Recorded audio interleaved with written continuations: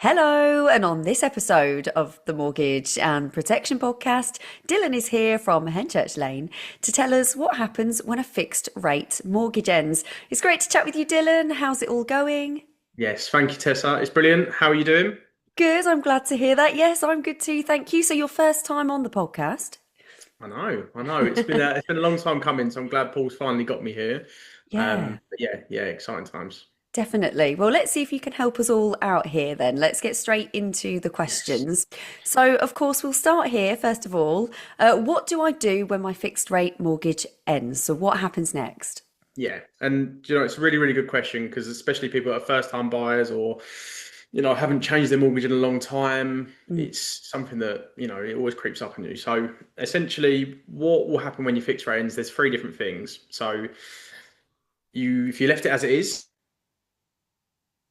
rate. So with the standard variable rate, it's very much a case that you would just fall onto that rate, which is about 7%. So it'd probably be quite a bit higher than what you currently used to pay him. Mm. So that's if you just left it. But then you do have two other really, really good options, which is either switching your existing rate with your existing lender. So just going on there. The third option would be looking at a remortgage, looking at all the wider sort of providers that are out there Mm. and having a look to see what your options are at that point. Okay, so there are some different options, it sounds like, depending on your Mm. circumstances here. Now, the next question ties in with all of that. So, why would someone choose a fixed rate mortgage in the first Yeah. place? Yeah. And another really, really good question. So I Mm. think a lot of it boils down to the sort of person you are and what you actually want from your mortgage. So a fixed rate mortgage itself is essentially the mortgage rate is fixed for a period of time, so that won't change. So Mm. what it really, really owes itself to is people that value stability, peace of mind, and knowing that for this amount of time, I can budget X amount per month for my mortgage because that's not going to change. Mm. To have those things, and it allows them to know, right, for the next however long, I've got the ability to know exactly how much my mortgage is going to be per month. Mm. Yes, definitely. And speaking of that, then, this ties in quite nicely as well. So, what is the longest that you can fix a mortgage for? Yeah, so that it does depend on the lender. So there is a bit of a caveat to it, but generally speaking, the different times of how long you can fix are 2 years, 3 years, 5 years, 7 years, and 10 years. Mm. That's sort of like the general rule of thumb with the majority of lenders. But yeah, up to 10 years, I'd say. There we go. So that's clear there then. Now, this is a good question as well. So people would like to know, can I extend my fixed rate mortgage before it ends? So that's interesting. It's an interesting one, and I was having to think about it. So you wouldn't be able to take say if you was on 3% at the minute, you wouldn't be Mm. able to just contact your existing lender and say, "Can I just have that for a little bit longer?" I wish it was as easy as that. And they That'd be could, but nice. it's not. Yeah, it would be. But you can't. You can't just take what you've already got because they're giving it to you for a period of time, so they can't just then extend that. Mm. What you could do is you could contact your existing lender and choose a new product, as we say, switch an existing rate with them, but you wouldn't be able to just contact them and extend what you've currently got for a longer period. Right. Okay. So that's something to bear in mind there then. Now, another question here asks, will my mortgage automatically renew? Mm. In short, no.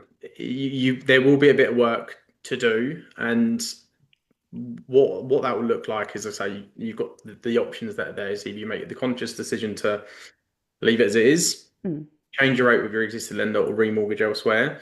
The lenders, give them their due, they're actually really good. They normally write out to you 3 to 6 months before and give you a bit of a heads up. Us as a broker, we always contact our clients 6 months ahead as well to sort of say, give you a bit of a nudge, say, look, heads up, your mortgage is up for renewal this year. Mm. Let's have a chat to discuss it. But it won't do it by itself. So you will need to take a bit of ownership and sort of take the ball by the horns on that one. Okay, so again, another point to bear in mind there then. Now, of course, in your opinion, then, people would like to know, should I stay with my current lender or switch to another one? So there's a bit of crossover here. What are the pros and cons? Yeah. So um, it's a bit of a cop out answer, but it really does depend on your situation. Mm. So the pros and cons will probably explain it a little bit better. So the pros and cons to sticking with your existing lender. So which was what we would call like a product transfer. It's just changing your rate with your existing lender once it finishes to the new one. The pros to that is it's deemed as a much quicker, slicker process. So they've not got to do another valuation on your property, like you would have done the first time you took a mortgage out with that company. Mm, They won't have to redo affordability checks, credit score and anything like that. So it's just simple as, choosing a new rate with them and whatever's going to be the best for you with inside what they offer. mm, The downside to that is that you don't know if you're getting the best deal available to you because you're just honed in on one lender and one provider. So there might be, five or six other banks that could offer you a better product and save you money per month. mm, Um, and I suppose the flip side, the pros and cons for sticking with your existing lender are the opposites to the pros and cons to changing to a new lender, I suppose. mm. Yeah. By looking at all the other lenders and going for what you'd, class as a remortgage, you've really got the opportunity to be able to have every option available to you, really, really seek the best or the right deal that's across the sort of wider market. Mm, Um, and the downside to it is that you would have to go through those things. So it'd be, a fresh mortgage application, affordability be checked, credit score will be checked, yeah. valuation will be checked. So it's about assessing what's right for you in what scenario. Mm. Yes. So lots of different factors involved. It's Mm, down to personal circumstances there, but it is about weighing up those pros and cons, isn't it? Um, absolutely. right. Okay. So we're getting through these questions now. Let's move on to this one. Can the bank refuse to renew my mortgage? Yeah. So um, if you with your existing lender, it's going to be extremely unlikely that they wouldn't be able to offer you a new product. So if you're with the likes of one of the high street lenders or even some of the more obscure lenders that we see, there's always generally an offer that they will give to you when your current rate ends. Um, I think that's the biggest difference one of the biggest differences between staying with your existing lender and moving to a different lender. As we say, Mm, because the clear difference is if you stick with your existing lender, you choose a new rate, whereas going to a new lender, it's a brand new application. So your existing bank probably won't decline you with a new rate. mm. However, if you were to go to a new bank, not to say that it would decline by any stretch, but it's a brand new application, so it's Mm, subject to underwriting, subject to valuation. So, naturally yeah. those things can go the other way. Mm. Yes, definitely. So, some points again, I know I keep repeating myself, but some points to bear in mind. There is a Yeah. lot of crossover, actually, isn't there, with the questions that we've got here, but we do like to cover them all. So, again, with this one, should I remortgage at the end of a fixed rate mortgage? Yeah, and it's like I say, it's the same as the sort of the previous things. It really does depend on your situation. Yeah. Um, as I say, if it's a case that your existing lender offers you the best rate, why would you look to move elsewhere? Mm, Whereas, if you've got the opportunity to look elsewhere and you can save money, why would you not take that opportunity to do that? mm. Yes, very true there. Okay, so we've got three questions left. People would also like to know here, how much will my mortgage increase when my fixed rate ends?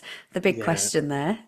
And this has been the topic of conversation for the last couple of years now. So Mm, we've been in that period, haven't we, where yeah, we always see on the news, rates are going up, mm, everyone's mortgage is going up. And that's unfortunately still the case for some people. yeah, But it's an impossible answer because it depends on what sort of rate you've got now, what things have changed, what the lenders are then offering.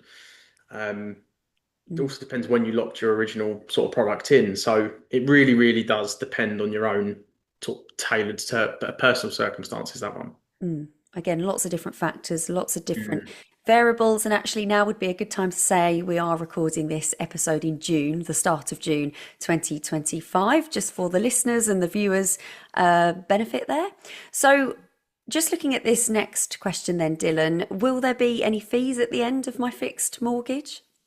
Yeah, so it's something that, is quite unspoken of really about Mm, whether a lender's going to charge you to finish your mortgage with them. And you kind of think, well, why would they charge me? Because I paid them my mortgage every single month. There shouldn't be any additional charges. But the truth is that some lenders do have like a lender exit fee.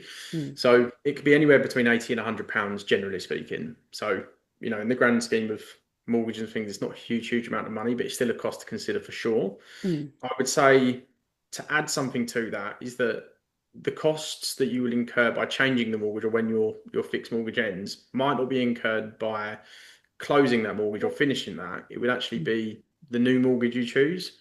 So, for example, if you did switch your rate with your existing lender, they'll offer you generally two different products, one without a product fee and one with a product fee. Mm, So there's always cost to consider, but um, as I say, if we're just going specifically on at the end of your fixed rate mortgage, that part specifically, mm. then it depends on the lender, but between 80 and £100, I would say. Okay, so that's useful to know there. It's always good to budget as well, isn't it? Um, Yes. okay, so you have demonstrated this throughout the episode, but we always like to end on this note. So, how can a mortgage broker help here? Have you got anything else you'd like to add? I would say yes, in essence. I mean, I might be biased, but Mm, I would say from my experience, we're very, very quick to be able to assess your situation and really be able to find you a route and a plan of action as to what will fit you best. mm, We will know what lenders are able to do what and what will fit within your scenario. So we'll be very, very quick to be able to say that, right, these are your options, put aside the options that aren't available, and really give you sort of a clear plan of action in place. mm, The earlier you can do it, my biggest advice is the earlier that you can speak to someone, the better. Because you could look up for a remortgage, you can do that up to 6 months in advance of your fixed rate ending. mm, Whereas if you're going to choose a new rate with your existing lender, you can only really do that 3 to 6 months before, but now, even more so now, 3 months before. So the beauty of being able to secure something 6 months in advance would be mm. that you're then protected if the interest rates change after that point. But even just having that conversation 6 to 7 months out will make a world of difference and protect you from any nasty surprises. Okay, there we go. Preparation is key, isn't it? Yes. Fail to prepare and all that. Yeah, definitely. We say that a lot on the episodes as well. Well, Dylan, thank you ever so much for that. Hopefully, that has proved useful to anyone listening to this, watching this. And Dylan, maybe we'll catch you on another episode soon. Who knows? What do you Yes, think? hopefully. Yes. Fingers crossed. Yeah, sure. Brilliant. Okay, take care. Bye bye. Cheers. Bye.